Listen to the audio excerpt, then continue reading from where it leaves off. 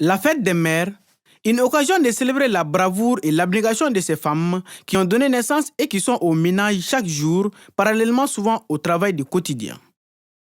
Ce dimanche 29 mai 2022, certains pays célébraient la fête des mères. Cette tradition est ancrée en France depuis près d'un siècle. Mais elle trouve son origine dans l'Antiquité, lorsque les Grecs rendaient hommage à Rhea, la mère des dieux de l'Olympe.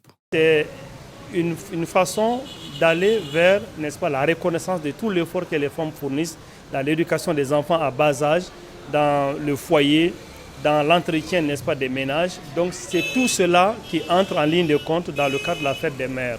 La maman est l'être central dans la vie traditionnelle. La maman est tout. Sur le plan largeur, elle est interprétable à l'infini. Par rapport à la hauteur, elle est interprétable à l'infini. En profondeur, elle est interprétable à l'infini. Donc une femme, la femme, on ne peut pas la fêter à souhait. Elle est fêtable à tous les jours. Quelle que soit sa conduite, une maman est toujours sacrée. Une sacralité en Afrique qui doit être célébrée chaque jour à chaque occasion du point de vue de son rôle et de son importance de maman. Elle commence à te dorloter, à te tâter, à savoir qu'il y a une présence qui est là à communiquer avec toi pour rendre la vie heureuse avec toi. Tout de suite, tu es venu, ne crains rien, sois tranquille, je suis là. Quand l'enfant pleure, paf, elle fait un geste pour montrer que non, tu es en sécurité. Non, c'est fini. À ce titre, la tradition africaine réserve une place très importante pour la mère. D'autres estiment qu'elle doit être vénérée et elle serait le pont entre l'enfant et le reste de la société. Quand l'enfant commence tout de suite, là, si son père est là, la maman commence à montrer à l'enfant que vous avez quelqu'un aussi qui n'est pas moi. C'est pourquoi quand le père vient, une bonne maman, elle prend l'enfant en langage. Bébé, ouais, voici ton père, Voilà, ton père est venu, papa est venu. Papa est venu, se dit une fois, deux fois, trois fois, à plusieurs reprises, papa a accueilli l'enfant. Tout de suite, l'enfant voit tout de suite dans une situation de pluralité humaine, de dualité humaine, de réciprocité humaine.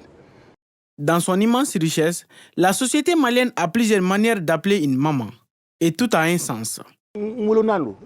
Mais finalement, on a commencé à l'appeler Mba. Pourquoi? À travers la sensibilité d'un homme, d'un garçon. Il est venu voir le fleuve. Il a imaginé la patience, l'importance, c'est-à-dire quoi? Le rôle du fleuve dans la vie des hommes. Il a comparé ça à sa maman. Le fleuve accepte tout.